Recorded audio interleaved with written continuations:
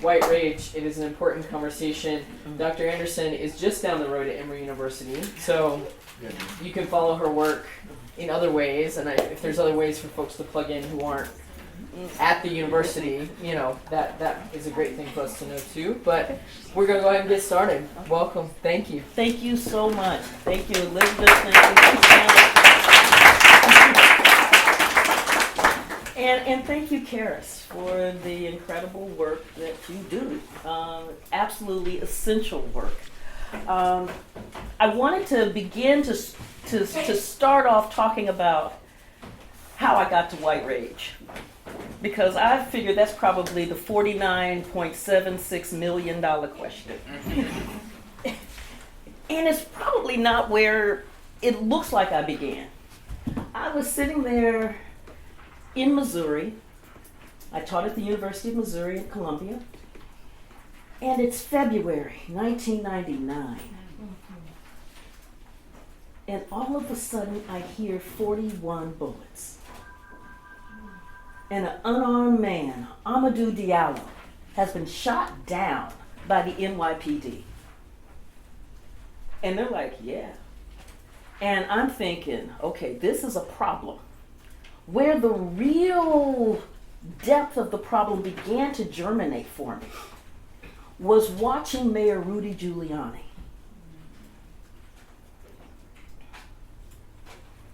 Amen. Start talking about, well, if we didn't put the police in black people's neighborhoods, they would complain. And they just need to take responsibility. We have brought down crime in New York City. New York is safer because of my policies. And it's like there's not a dead man with 19 bullets in him who only had a wallet as a weapon, that didn't count because his policies were so good. And I'm sitting there going, there's something going on here. And Ted Koppel was interviewing him. It was on Nightline. And Ted Koppel is not a softball thrower. And Ted Koppel's trying to get at Rudy. And Rudy's got his flip charts. Rudy's got his smirk. And Rudy's got all of his deflections. And Rudy's talking about how great his policies work. And New York City is safer because of it. And all of black people's concerns about stop and frisk and racial profiling, it's just unfounded. And I said, there is something fundamentally wrong here. Not just fundamentally wrong, but structurally wrong. And I continue to research and I continue to work, and academics, and continue to think and continue to teach. And then Ferguson blew. And when Ferguson blew, I'm sitting there and I'm in this thing called the Op-Ed Project, which teaches faculty how to write op-ed pieces.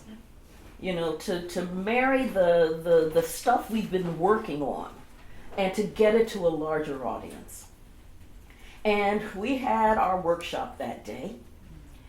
And I needed to have a piece ready. Okay, so it's not like I waited till the last minute to get my homework done. And I'm sitting there and I'm watching the news. And Ferguson is just erupting. And the pundits, whether it was Fox, whether it was MSNBC, whether it was CNN, they were all saying the same thing. Look at black people burning up where they live. What is wrong with black people? And then, so the baseline there was some kind of black pathology. And they were so focused in on the flame. So even MSNBC, right, which is compared to Fox. I can't go through the wall. But that MSNBC is saying, well, it's just been, they're really upset because you had an 18-year-old who was unarmed and who took 6 bullets. So you could see why they would be upset. I said, well, that's a really narrow frame, historically. And you had Fox just saying, oh, it's just black people gone wild. And as they're talking about black rage, I found myself just shaking my head. You know, when you're in that moment where you don't even realize you're doing it, but there you are. And as I'm saying, no, what we're really seeing is white rage. White rage. And I said, of course, this is what this is. And this isn't like what we think of with the Klan, you know, because that's easy. And particularly in post-civil rights America, to define racism as the Klan. You're burning a cross, you're throwing around the N-word, and you got a sheet on you. That's racism. Everything else is not. No, I knew from living in Missouri what those policies had done to black people in Missouri. Policies such as shutting down the polls early, changing the qualifications for voting, redrawing district boundaries, changing the times when the election day would happen, all to in fact cauterize and neutralize the black vote. I saw school systems. So you take Michael Brown's school system, Ferguson district, which had been on probation for 15 years. So that meant that you had an entire group of children going through a school district that did not function their entire educational career. And you had another group coming through that was already in the 3rd grade. And when I say not function, what I mean by not functioning is that the state had this kind of report card that you could get so many points for graduation rates, so many points for this, so many points for that. The total number of points that you could get would be 140. Michael Brown School District got 10 points. Oh. Annually. What I saw was a police force that was not designed to serve and protect, but in fact to see African Americans as revenue generators for 25% of the city's budget. We were so focused in on the flames in Ferguson, we had missed the kindling. We had missed the policies that had created in post-civil rights America, in Obama's America, a decidedly separate and unequal nation. That is how I came to white rage, to write this, to be able to tell this, not from, because the other problem I saw, like with MSNBC saying, oh, they're mad because Michael Brown got shot. Yeah. But that's not the alpha and the omega of it. There is a long history here. So as a historian, I went to tell that arc of the story. Because what I saw in these kinds of key moments was that when African Americans advanced, when they got close to citizenship rights, a wave of policies would come up to push that advancement back, to neutralize it, to knock it off at the knees, to undercut it, whatever it would take. And so in that Washington Post op-ed, I looked at several key moments, such as the moment after the Civil War, Reconstruction. Or when I'm teaching my class, my civil rights movement class, I start with, why did we have to have a civil rights movement in the middle of the 20th century? Right. You know, all you got to do sometimes is just ask the question. And that's what I began to do in that Washington Post op-ed. The initial wave, it caught fire because it was speaking to something real out there in the body politic. Now, the responses I got were interesting. Sometimes I had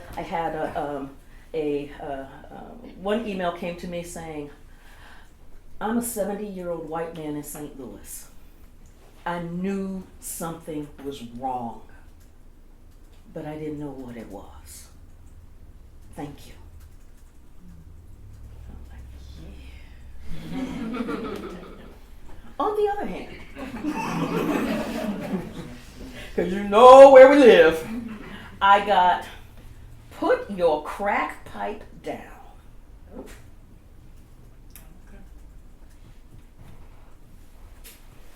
You know, Dr. Vervoort had it right in South Africa. We need to lock and round you Negro criminals up. Touched a nerve, didn't I? Then in November, because that piece came out in August, in November, when the grand jury in Missouri said, there's no crime here. When in Staten Island, when we have it on tape, film, recorded, digital even, and we see the police officer using an illegal chokehold on a man who was standing on a corner, and there's no indictment. The piece reran in the Washington Post, and it went viral. And it also ran in the AJC and the Chicago Tribune. After that, shortly after that, I got an email from a literary agent in New York.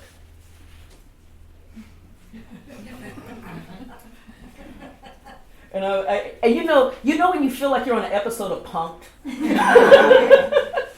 And he's like, no, really, I'm legitimate. These are my clients, contact them. And I'm like, yeah, right, okay, where's the camera? I'm looking for Ashton Kutcher at any moment. From there, that's how the book came into being. I just want to give you some of that background. That's how the book came into being.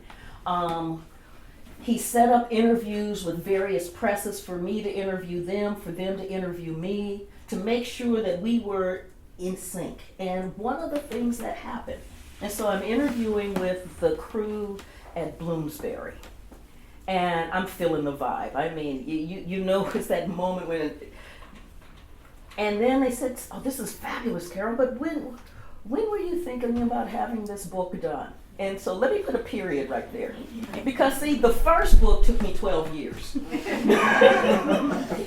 I'm just saying, right? The second book, 12 years. And I said, okay, now this is where you're going to think I'm insane. We have a presidential election coming up in 2016. I think it's absolutely important to have this work as part of the national conversation. We have to have an intervention. I know that sounds insane. Instead, I heard applause and cheers and whoa! They're like, no, that's not insane at all. Yes! I went, okay. And this is one of those moments, I laugh about this. This is one of those moments when you look up, the semester's getting ready to start. I've got 2 classes that are full. And I said, I just let my mouth write a check that my butt can't cash. I was doing the Fontella Bass, I gotta tell you, rescue me. and this is where having incredible colleagues and having wonderful students, and in fact, having the support of my dean. When my dean said, this was a fabulous op-ed, and let me tell you the conversations we had around our Thanksgiving table. I went, ooh. I managed to get several research assistants. That will do it. Oh my gosh. So I can continue to teach and just say, I need, I'm looking for, I need, I'm looking for, and this pile of data is just getting amassed in Dropbox. And I also had colleagues who read every word. I'd hand them a chapter and they would turn it around to me within a week. That is unheard of. But they were like, this is going to be an important book, whatever we can do to help. So I come from the land where it really does take a village. And I have an incredible village. You want me to talk some more, or you want to start asking some questions? So let me just do just a little. So in the book, let me just kind of, I look at what I've identified what I think are several key moments. I look at Reconstruction. Because when you want to talk about a moment where history failed to turn, with this nation that had just dealt with having 5% of its population wiped off the face of this earth in a horrific war, to say, we're not doing that dance again. We looked into apocalypse. We don't want to see it again. That was that moment. And instead, what we ended up with were black codes and the evisceration of the 13th, 14th, and 15th Amendments. How did that happen? So I trace Reconstruction. Another key moment that I look at when African Americans are advancing was the Great Migration. You know, Isabel Wilkerson calls this moment the first time where the servant class did not ask and were moving on their own. And in there, I saw this incredible wave of laws coming up to stop black people from moving. Now, so let me say that again. In the United States where we move, how many of you have moved? Okay, I mean, it's almost Gino, but you gotta move, right? We move. And what we understand, we talk about this capitalist economy, right? What we understand in a capitalist economy is that if you have an opportunity to get a better job, you're going to move for that better job. You are going to move. Or your employer is going to pay you. That's how it works. In the Great Migration, Georgia passed a law fining labor agents for coming down, saying they're going to have to pay hundreds or $1,000 or so in fines and spend 6 months in jail for trying to lure black people out of the state.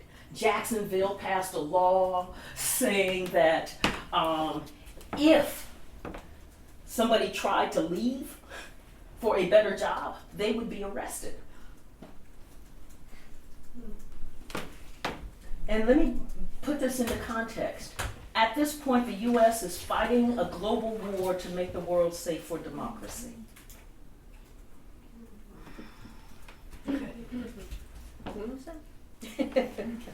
And so in that moment, I'm looking at black people asserting the right to control their own destiny, the right to find good schools for their children, the right to have black women not raped, the right to a decent job and not to have their wages stolen.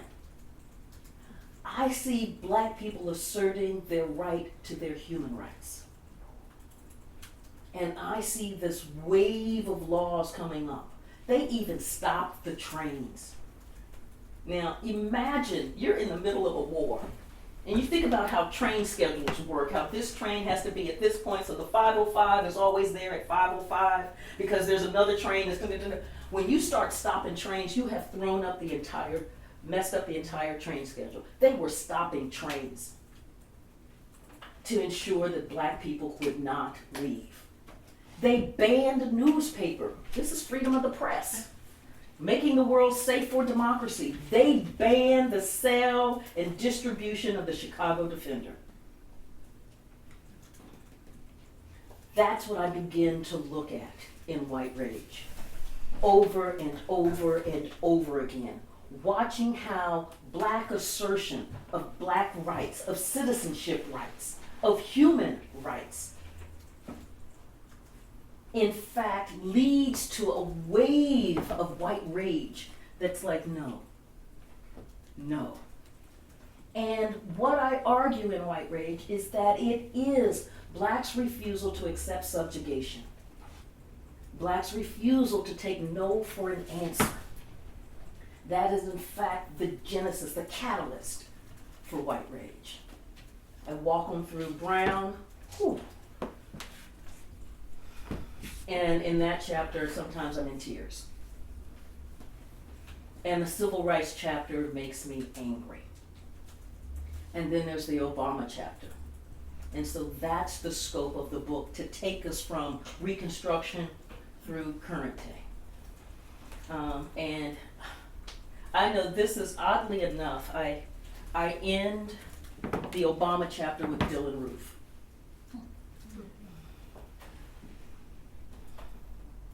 And I start the epilogue. You know, when Dylan Roof says, as he's killing the people, it's because, you know, we want our country back.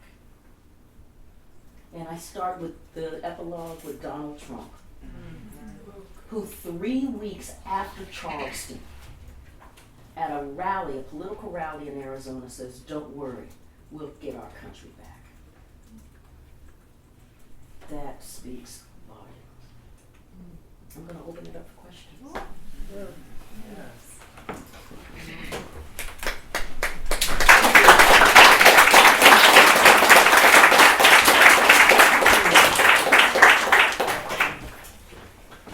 Questions? Yes. You've said how a couple of the other chapters make you feel, but how does the Obama chapter make you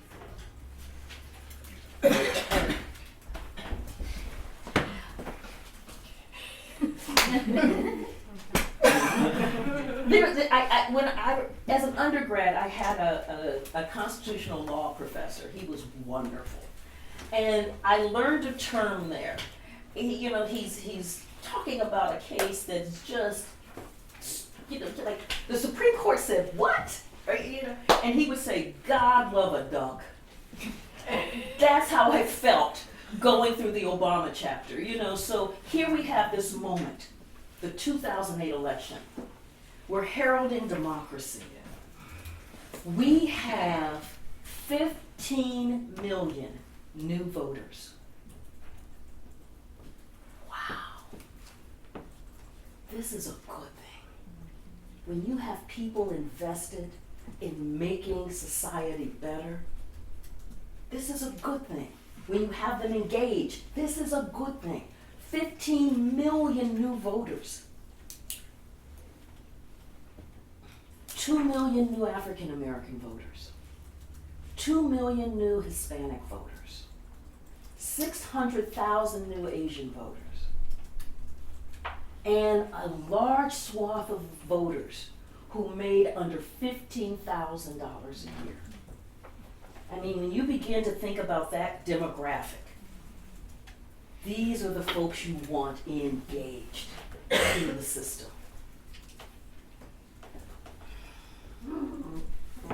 Of course, right after that, part of what, just walking this through, we get a wave of voter suppression laws that are absolutely targeted right at these very groups. Now we get it though, because the thing about understanding how white rage works, white rage doesn't sit up and say, particularly in the post-civil rights era, it doesn't say, we do not want black people voting. We do not want Latinos voting. We do not want young folk voting. What it says is, we have to protect the integrity of the ballot box. And it's got a big red, white, and blue lapel pin on while they're saying it, right? We have to ensure that democracy is protected. Now, the way that they chose to protect democracy, they went after a thing, voter ID, that doesn't work if you're trying to steal an election. You know, so part of what I do is just begin to walk through and analyze. So let me talk about one of those analyses. Voter ID. And so how many times have you been in a conversation and someone has said, well, how hard is an ID? Just go get an ID. I mean, you gotta have an ID to, you might as well get an ID. I don't understand why you can't get an ID. How am I doing? Let's talk about Georgia. Let's talk about Georgia. I'm going to go Ray Charles here on Georgia. Okay, so when you look at what Georgia requires, so Georgia requires 3 separate items to prove your identity. The first is a birth certificate, right? Or a passport. Passport's about $110, $140. If you make below $15,000 a year, I kind of calculated that out after taxes and stuff, that's about 10% of your take-home pay that you would have to spend for a passport. That's if you could find your birth certificate. Okay, so that was where I was headed next. Because what we also understand that as white rage moves, the target may be black, but the collateral damage, so it's when Lee Atwater says, the whole point is that blacks get hurt worse than whites. It's not that blacks get hurt and we protect whites. It's just that whites don't get hurt as badly, but whites are going to get hurt. What happens when a lot of elderly weren't born in hospitals, or they've moved around and so they don't have their original birth certificate? So they don't have their birth certificate. How do you prove who you are? Okay, second thing Georgia requires is your social security number. So you either have a social security card, they say your social security card, or your W-2. Now, a W-2 requires that you have a job. What is the black unemployment rate? And when you begin to look at the black unemployment rate for teens, for the young folk, it is double digit. In Atlanta, at one of the years I was looking, it was 16%. You don't have a W-2 if you don't have a job. Okay, final piece of proof that Georgia requires. Oh, yeah. Is your address. Something with your address on it, like a bank statement or a utility bill. 25% of African Americans do not have, not 25%, do not have a bank account.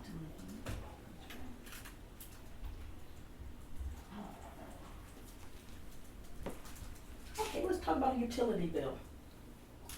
If you live in multi-generational households, which are the households most likely to be African American, Latino, and Asian? There is only one name on the Georgia Power Bill. How do you prove your identity if, in fact, the markers that they have set up as being acceptable are the ones where large numbers of the poor, the elderly, and blacks and Latinos do not have? This is a targeted hit under the mask of God to protect the integrity of the ballot box. Or like in Texas when Greg Abbott, who was then Attorney General, is now governor, is arguing strenuously before the court for their voter suppression laws. And he's saying, we have voter fraud. We've got rampant voter fraud. We've got to stop this voter fraud. And the court says, well, show me the cases of the voter fraud. Because they've had about 10 million votes in Texas, right? He had 2 cases. I guess that would be rampant.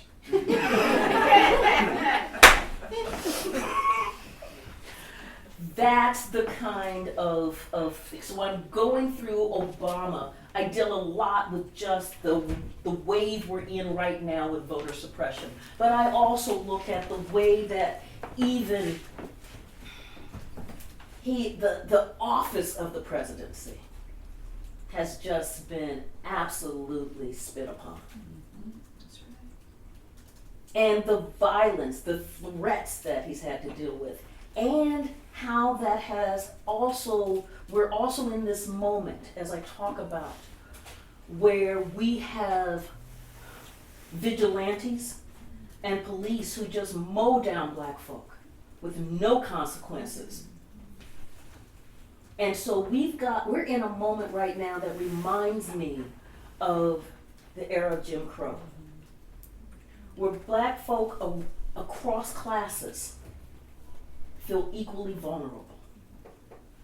That no matter how hard you work, no matter what your degree, no matter where you live, you can get taken down in a moment's notice. And this society will find a way to justify it. I mean, so and I do not understand how a child who goes to a convenience store and gets Skittles and Arizona iced tea and is gunned down by a grown man who got out of a car with a loaded weapon and stalked that child through the neighborhood. And that child becomes the thug. So when I was reading doing the Obama chapter and I'm just like, God love a duck. God love a duck. God love a duck. Frustrated, but just going, but this is why we fight. This is why we fight. Yes. Hello, my name is Khadijah. I was wondering if you could talk a little bit about the depiction of white rage and slave narratives, particularly the films that have been coming out recently. Because one thing I've noticed prominently is that when black women are being raped, I've noticed that the quote-unquote master is always drunk. And I want to know if you could speak about, I guess, the depiction of white rage in slave narratives. That would be, I have not seen the films. I have been so busy doing the book that I haven't seen the understand. movies. So I can't answer that specific question. But probably Leslie could. Yeah. Yes, Well, please. And let me this is my colleague, my wonderful colleague, Leslie Harris, who is a world-renowned expert on slavery in the United States. Well, I'll just say briefly that people watching Roots, I've been really taken by the way that film, if you compare it to the 70s Roots and this one, this one really, there's not a lot of redeeming white characters. So the theme of white rage has been picked up more strongly. We're more willing now to see angry, vicious, violent whites as slave owners.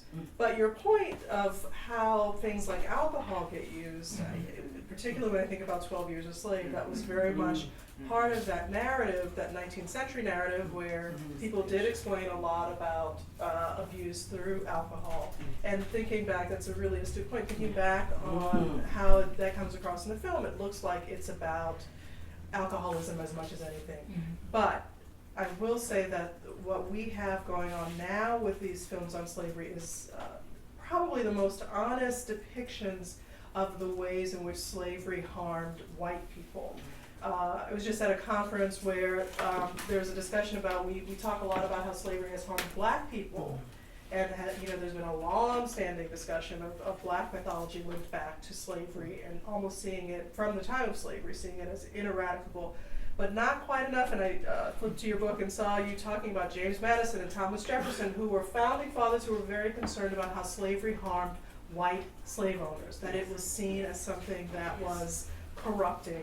And this, to me, this book talks about the fallout of that. What happens when a white slave-owning society has to find other ways to use power, but has not confronted the corruption that being a slave owner and having that kind of violent power, and it is rooted in violence over other people brings. So, Yes. so I told you she was brilliant. Yes. I'm thinking about that block, and I haven't read it, but just based on what you just said and how you ended it, and I would imagine that you could end it today and tomorrow and next week on so many other different things. And I'm wondering how you might situate Blue Lives Matter in the context of the white rage. Yes.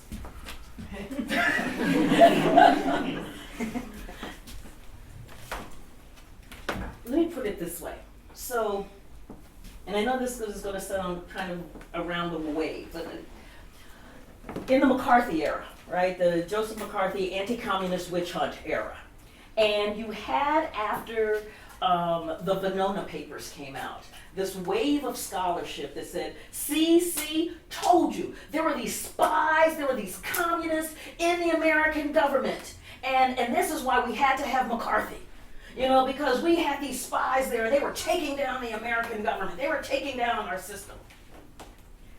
I respond, no, we didn't have to have McCarthy. We already had laws against espionage and sedition. That pretty much covered it. So what you saw with McCarthy was going after blacks, leftists. You saw them going after social activists. You saw them defining equality as communistic. You saw them going after basically the liberal and left wing of American society. This had absolutely jack doggone diddly nothing. Ooh. Yeah, I went there. To do with protecting America. But it's wrapping it, swaddling it in the flag. What I see with Blue Lives Matter is a way to try to neutralize and diminish the reality of the vulnerability that black people feel in America. Every time you get in your car, every time your child goes out and walks, you're like, please, Lord, don't let him run into a cop. That should not be a thought that comes into your head. But when you listen to mothers and fathers talk about what they're dealing with, that's it. This absolute fear about what that blue power can do that can absolutely erase your humanity. And it's a way to say, just the way Rudy Giuliani swatted it away. So we've got Amadou Diallo dead, 19 bullets. His only weapon is a wallet. And you hear Rudy Giuliani saying, I have the most restrained and best behaved police force in the world.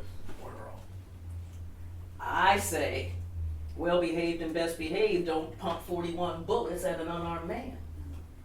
But that's a way to say that, it's a false equivalency. It is a red herring, it is a shell game, it is used to divert our attention. And I believe it was the song by The Who. We won't be fooled again.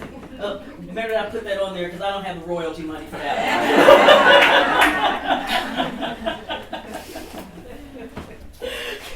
Next question. Or I'm gonna call on you. Yes. I don't know, do you plan to carry this project on after this book, or something you'll continue to think about in terms of feelings?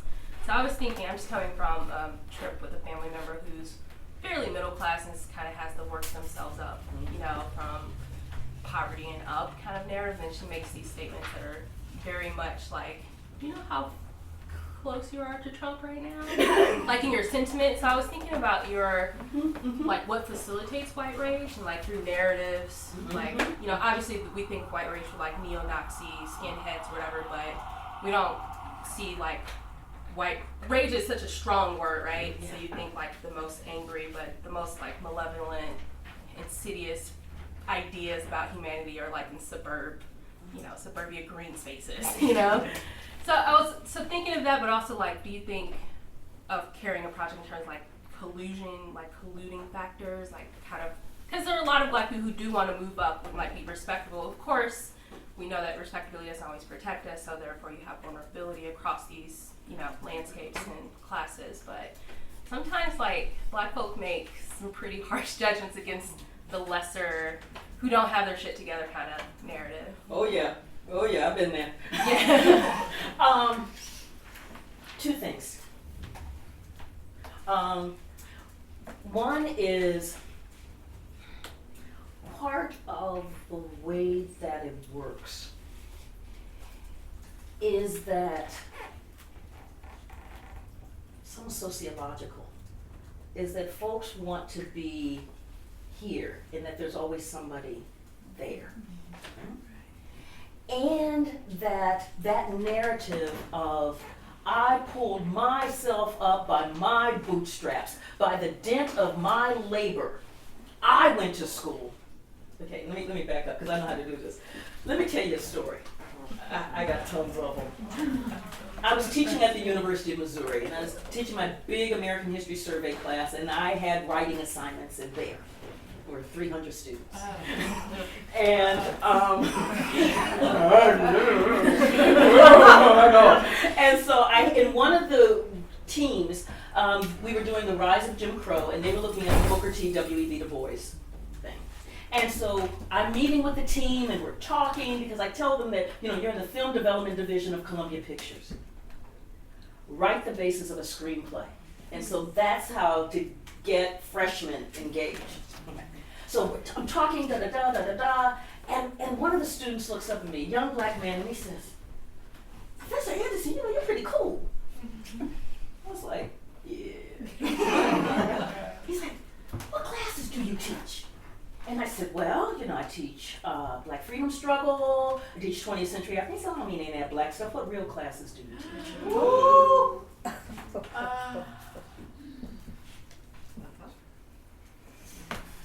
I said, "Excuse me." And when a Black woman goes hands at him on, you need to back up. Boy didn't read the sign. I said, "What real classes do you teach?" I said, "It doesn't get no real." Oh. Now, if you want to know what other classes I teach U.S. Cold War foreign policy, war crimes and genocide. Okay. But let's get back to this. And he said, "Well, I don't need any of that Black stuff." I said, "Black stuff?"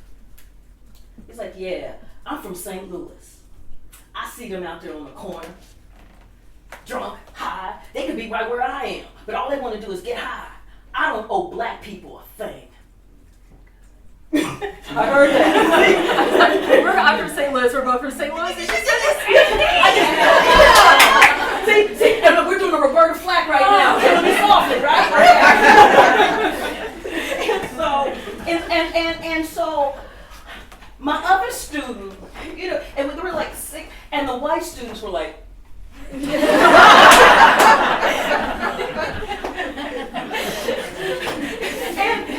so my student Kenny, who was the other young black man in the group, he's like, "Man, what school you go to?" He said, "I went to Ladue."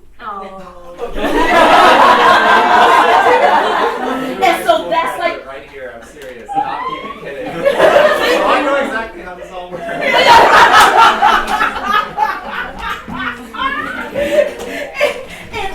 And Kenny is like, "Ladue, man, so Ladue is like, you live in Atlanta, but you go to like school in Marietta or Johns Creek." County school. Yeah, the county. Yeah. Oh, you go to a public Padilla. Okay. Yeah, right? Yeah, I went to Ladue, and Kenny, boom, he said, "Man, how do you think you got there?" Well, this was all of those black folks fighting hard to make sure you got an education. You know I love me some Kenny. And so then Kenny said, "And man, where do you think you are right now?" He's like, "I'm at Mizzou." He said, "How do you think you got here? Unless Lloyd Gaines died opening up this university for you." By this time, Donald is crying. I am not wiping one tear. How about that? Because you need to recognize. So part of the narrative is the narrative that we saw really merging during the Reagan Revolution. That government is bad, government can't do anything, and everything is about rugged individualism. You get here on your own, by the dint of your own labor. So that allows folks to not have to think about the entire infrastructure that the government has put in place so that you have an opportunity. So the government, FHA loans that allow the middle class to in fact be able to buy a house, have equity, pull out that equity to be able to pay tuition and da-da-da-da. What the government, I mean, it just, yes, I have been in those conversations. And part of what has to happen, so let me tell you another story. I told you I got 29 billion of them. I feel like Carl Sagan, billions and billions.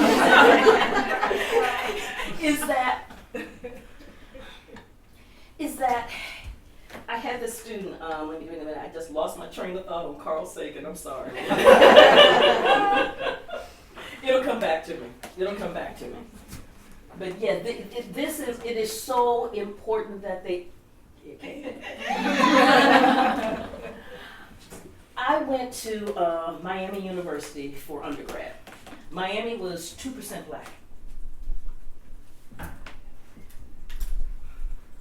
don't think you heard me. That does not mean peace. And after the first semester, we were like 1%. And so it was one of those things where, you know, if you saw a black person 8.7 miles away, hey, how you doing?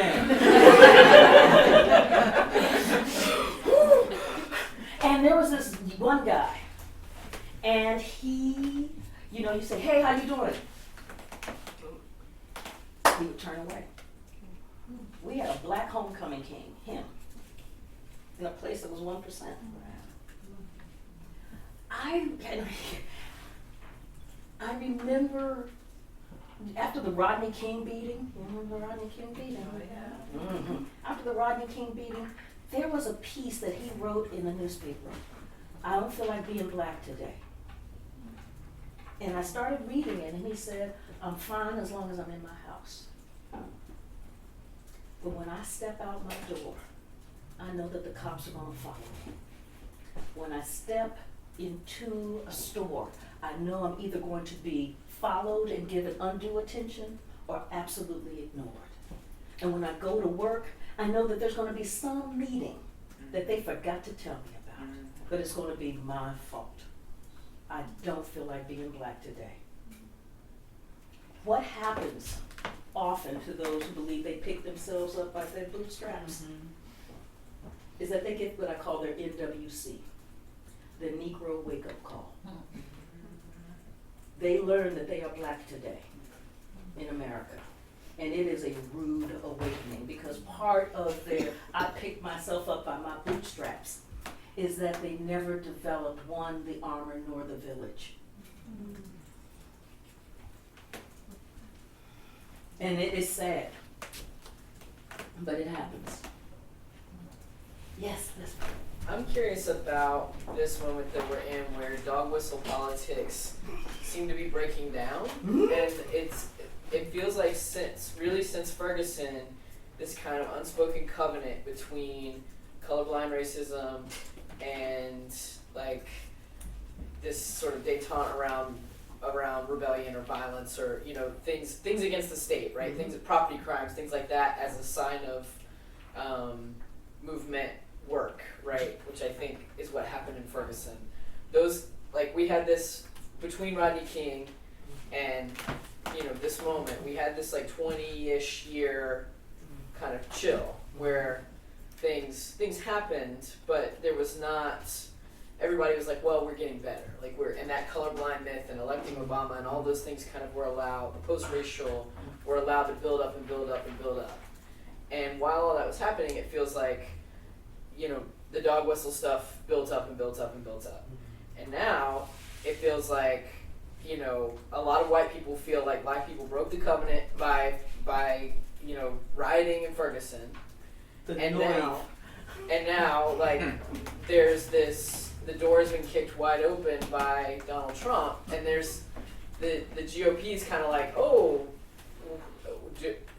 this is you've exposed our tools. What do we do? And I don't know. I hear a lot of activists say either it's better to know who your enemies are, it's better to have all this out in the open, this is a good thing, like colorblind racism and dog whistle politics, that moment could only happen for so long before it had to explode. Now that it's exploding, let's just deal with the fallout, which is kind of what I tend to agree with, except that the fallout has shrapnel and people are in danger, and so there's collateral damage. And so I'm just kind of curious about how you think about, like, is it going to get a lot worse before it gets better? I think there's this idea that, like, oh, progress is a straight line. We know it's not, right? It's a wheel, it's a whatever. But I'm just kind of constantly trying to reframe my thinking about it, because I'm like, I don't know. Like, I don't know how to think about it anymore. We know progress is not linear. I just did a piece that was in Salon. That basically said the reason why the GOP is really, really mad with Donald Trump, and it's not about that he's not conservative enough, but it's that he has exposed their dirty tricks. He has exposed the way that they use race as a governing principle, and he's so overt with it because it's easy to talk about we have to protect the ballot box. We have to just keep America safe. It's another thing when he's talking, when you get Donald Trump just going, yeah, beat up those black people at my rally. I'll pay your legal fees. When he's just, Mexicans are rapists and criminals and drug mules. And I'm like, would you shut up? Particularly as they're watching Latinos now begin to register to vote. So, yes, part of what's happening is that Donald Trump doesn't do, as I said, he doesn't do subtle. So the dog whistles, they're no longer dog whistles. In fact, now they're audible to the human ear. It's like, okay? I think part of that is that there have been many of us who have seen and heard, can you see a dog whistle? The dog whistles from Richard Nixon. I remember Nixon. I can tell folk in the audience remember Nixon. Yeah? And when he talked about law and order, we're like, oh, snap. We've seen it, we've analyzed it, we've talked about it, we've tried to display it. Folks like your cousin probably don't believe it. Like Donald, nah, no. I think we're in a moment right now where because I honestly believe that a lot of the uprisings that we have seen on campuses is in fact due to so many of our students were raised in this post-racial colorblind thing. Not that they fully imbibed on it, but they thought it was almost a possibility. And then to run into the raw, sheer brutality that this thing, not at all.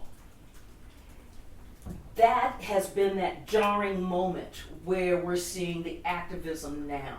So that is what the shearing off of the dog whistles has done, with pulling off the kind of mantra of a post-racial, post-civil rights piece. And I think all of these things were converging together. So you remember the 2008 election in November? Mm-hmm. And you're almost like, did that just happen? Mm-hmm. No. I remember my parents are dead, but I looked up and I said, Mommy, Daddy, you will not believe. And understand it wasn't about Obama as Obama, but it was Obama as this kind of symbolism. And what happened to him, you know, you lie. And Joe Wilson gets, what, $2 million worth of donations? Nobody even heard of Joe Wilson before that. Now he's got $2 million pulling into his coffers because he's screaming at the president during a speech in Congress that the president is a liar. Wow. I think it's the death threats, all of that converging that has led to this moment. Linked in with Michael Brown, Trayvon Martin, Eric Garner, Ayanna Stanley, Katherine Johnston, you know, just boom, boom, boom, boom, boom, boom, boom, boom, boom, boom, boom, Sandra Bland, boom, boom, boom, boom, boom, boom, boom, boom. I think all of it is converging. We are in a moment. And I think it's one of those moments, those key critical moments where we really do need history to turn this time. We really do need history to turn. And so I have to say part of what I'm heartened about is when my students are like, oh yeah, I'm registering to vote. Yeah, do you know they wouldn't accept my student ID? They're gonna accept this. Yeah, I'm figuring out how to get my license. Da, da, da, da, da, da. I mean, there is a determination to not be silenced. That's cool. That's what has the phenomenon of Trump and the phenomenon of the kind of racial obstacles that our students are facing on campus, where their very brilliance and their very resilience is being scoffed at and described as, if they would just be resilient.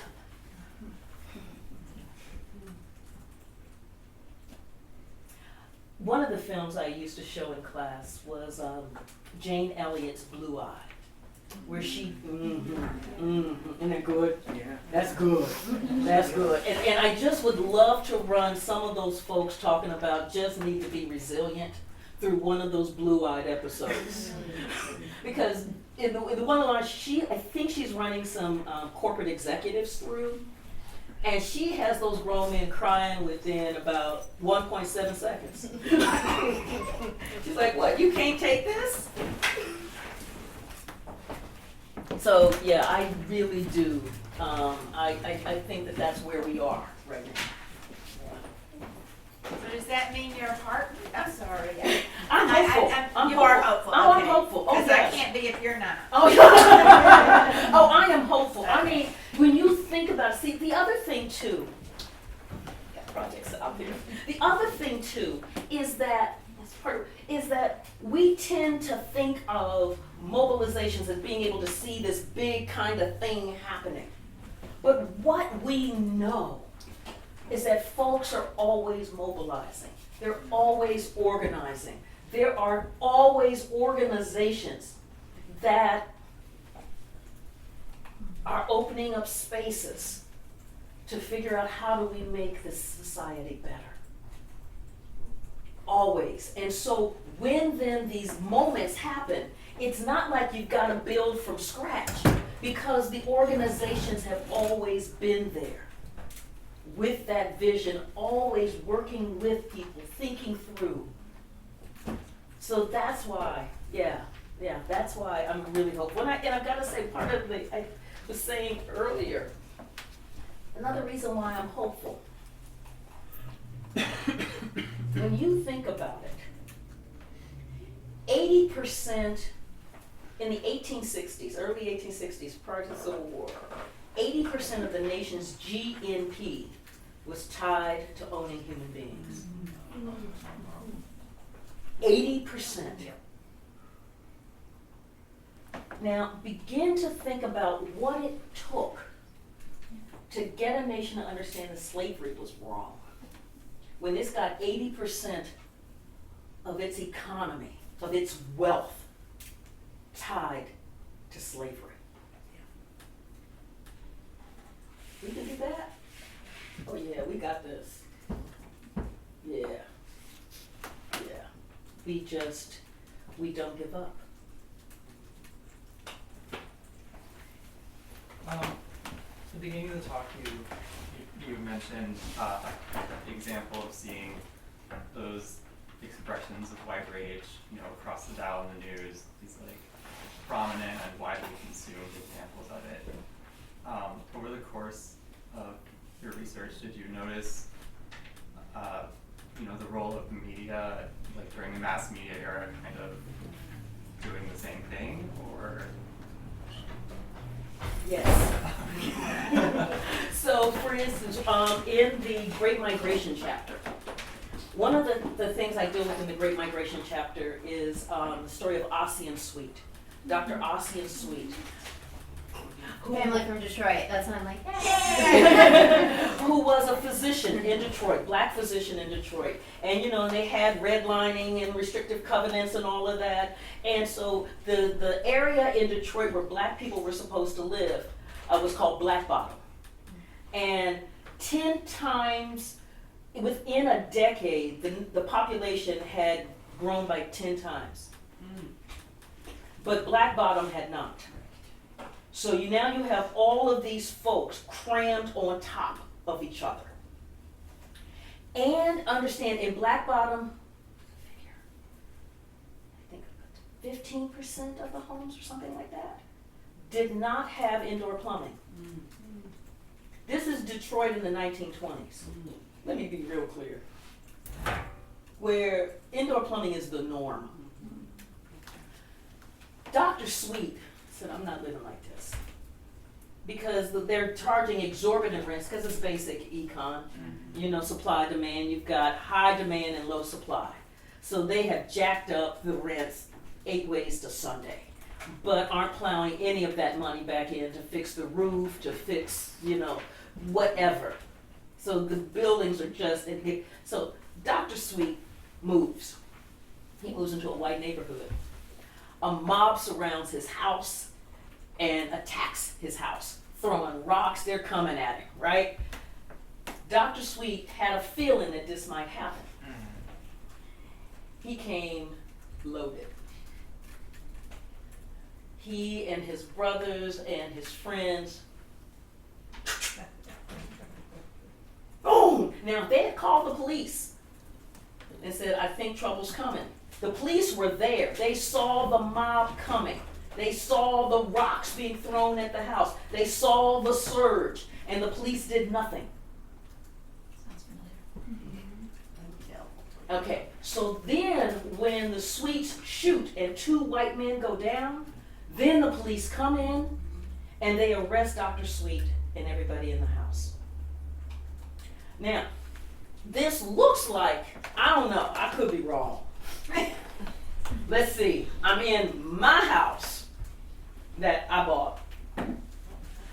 I got at least, the minimum estimate is about 500 people. It may have been about 1,000 around his house, throwing rocks, yelling, die, die. I'm thinking that might be a threat.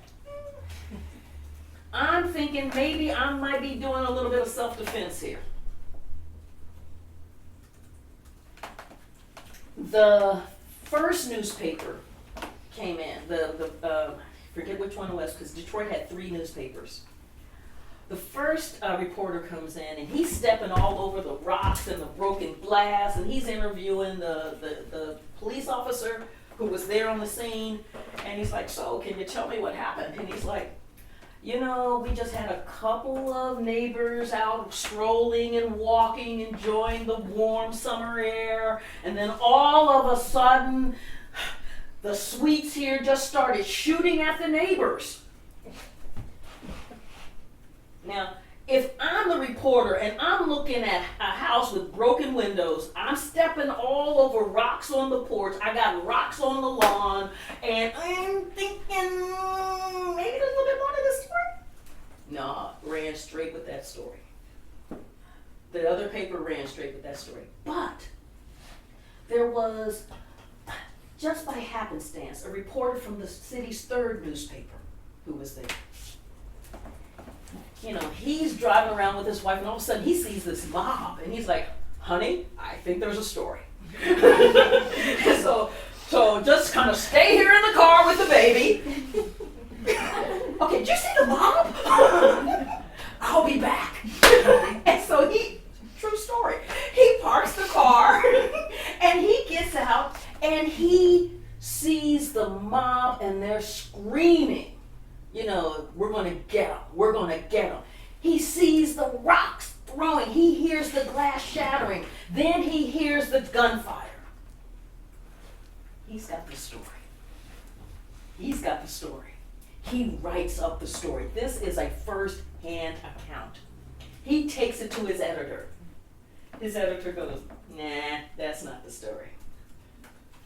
Phil Badler, he's like, no, but I was there.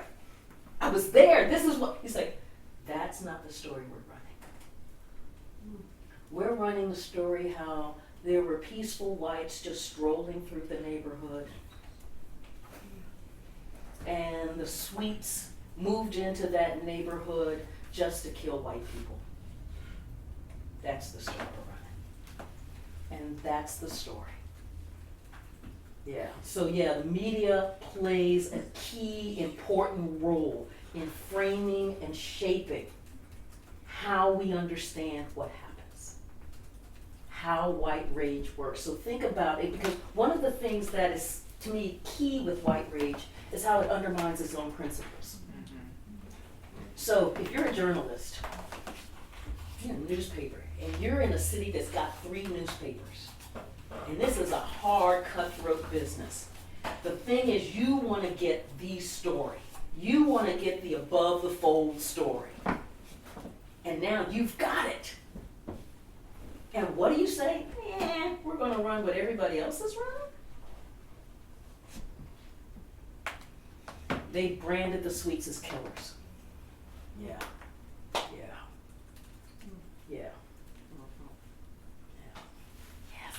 I was wondering in your book if you address white liberals and how they make sense or respond to and make sense of white rage. Because I grew up in St. Louis, but I moved here from Portland, Oregon, and so I've been exposed to a wide spectrum of. You see fire and you see rain.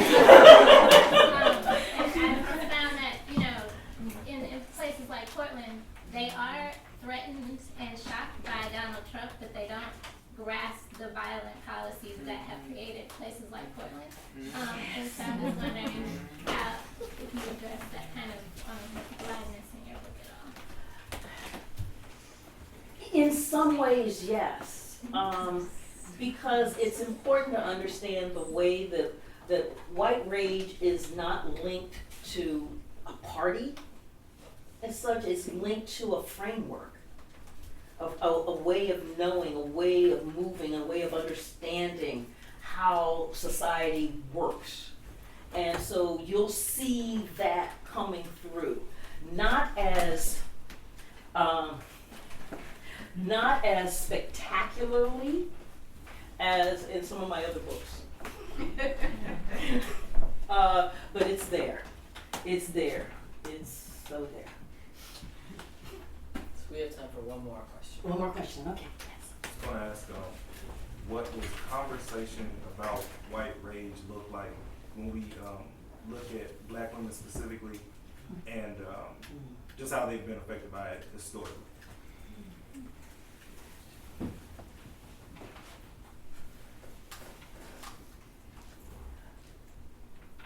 Black women are in this incredible liminal space. And what I mean by that is that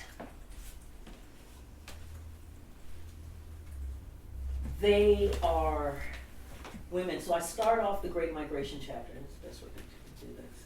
I start off the Great Migration chapter with the lynching of Mary Turner in Georgia. And so here you have, the story is that there was a a landowner who was just a nasty piece of work. And he beat a black man, one of his black workers. And when the black worker recovered, he picked up a rifle and put 2 bullets in that man's chest. Whites in southern Georgia went, "Oh, you gonna die." But they didn't just kill the man.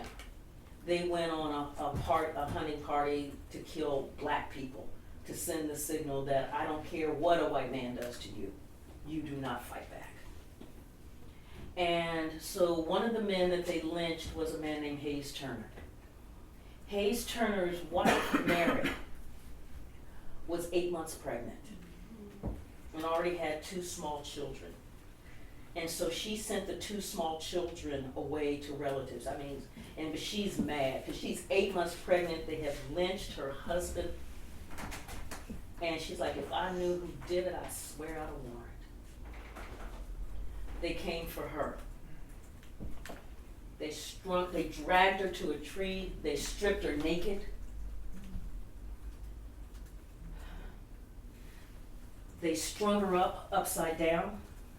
They doused her with gasoline, and they roasted her alive.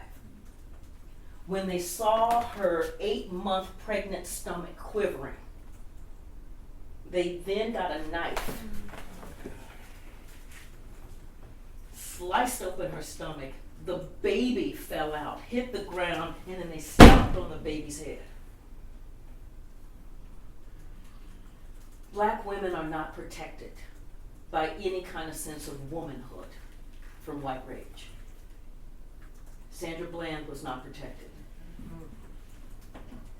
Instead, what they did was to scandalize her name, to make her death justifiable. Or as they said, well, that cigarette she was holding was a dangerous weapon. Wow. Barbara Johns, in 1951 in Prince Edward County, is in a school that is overflowing. They've got more kids in there than I think it's like double, triple the amount. And what the school board did when black parents are like, our babies are huddled in this place, this is not an inhabitable, they built tar shacks for the overflow. Barbara Johns organizes the students in her high school to march out of that high school and demand quality education. Again, this is what we say we want children to want, right? We want children to be educated.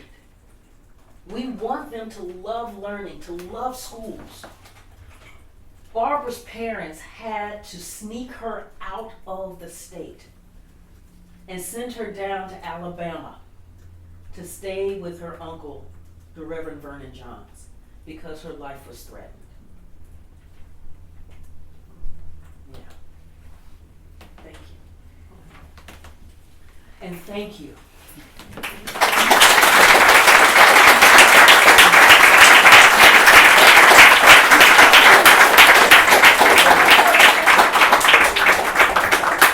Where do you want me, Elizabeth? You're going to chill right there. We're going to move that table over. Folks can come to you. If you don't have the book yet, you can buy it up front. If you do have the book, you can join that on us. I'm going to pull this out of the way.